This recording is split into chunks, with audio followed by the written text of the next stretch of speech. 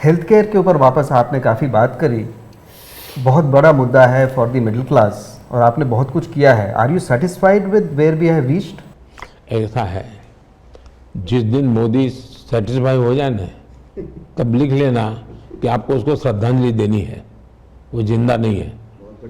मैं जीवन के आखिरी तक असंतोष को पालता रहता हूँ, मेरे भीतर में कभी संतोष आने नहीं देता हूँ। क्यों?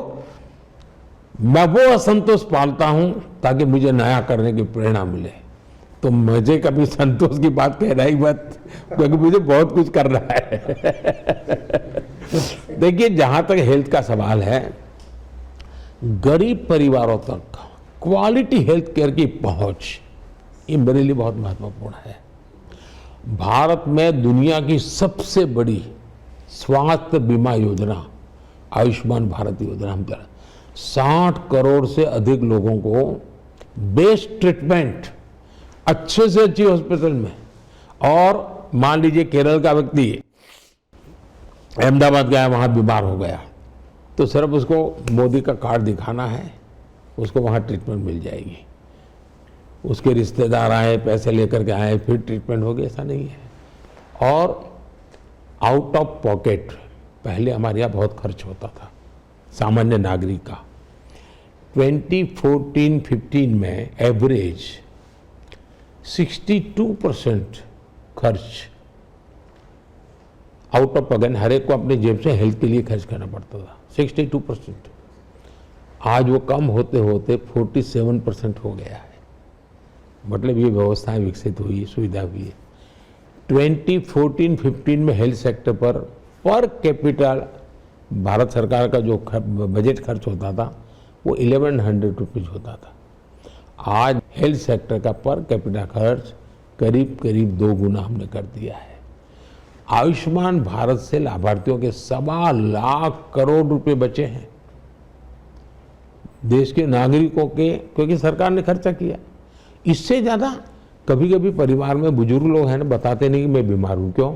उनको लगता है बेटे पर बोझ हो जाएगा, कर्ज हो जाएगा। अब वो निश्चिंत होकर के ट्रीटमेंट करा रहा है और 1.25 लाख करोड़ रुपया बचा है।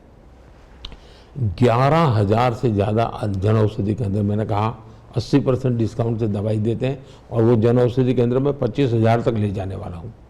70 वर्ष से ऊपर के लोगों के लिए मैंने इस बार घोषणा पत्र में कहा, किसी भी आर्थिक बैकग्राउंड का हो, कोई भी सामाजिक में, हिंदुस्तान का कोई भी नागरिक जो 70 साल से ऊपर हैं, उसको अब आयुष्मान कार्ड मिलेगा। उसकी हेल्थ की पूरी जिम्मेवारी, इलाज की जिम्मेवारी भारत सरकार लेगी।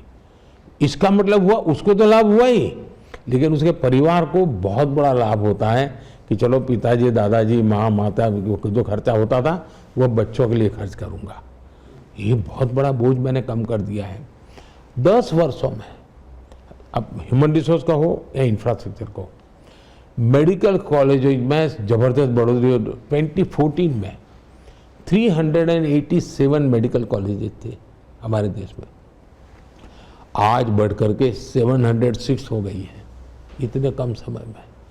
2014 में एमबीबीएस सीटों की संख्या करीब करीब 51,000 थी, अब वो 1 लाख से ज़्यादा हो गई है।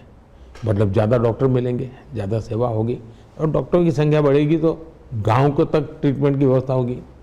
पीजी सीटों की संख्या बढ़कर 2 गुनी से ज़्यादा हो गई है, ताकि मुझे आगे चल करके अच्छे मेडिकल कॉलेज के लिए प्रोफेसर भी मिलेंगे। यानी इंफ्रास्ट्रक्चर की बात हो, ह्यूमन रिसोर्स की बात हो, पॉलिसी की बात हो, बजट की बात हो, एजुकेशन की बात हो, हेल्थ सेक्टर को हमने एक कॉम्प्रिहेंसिव वे में आगे बढ़ाया है जी।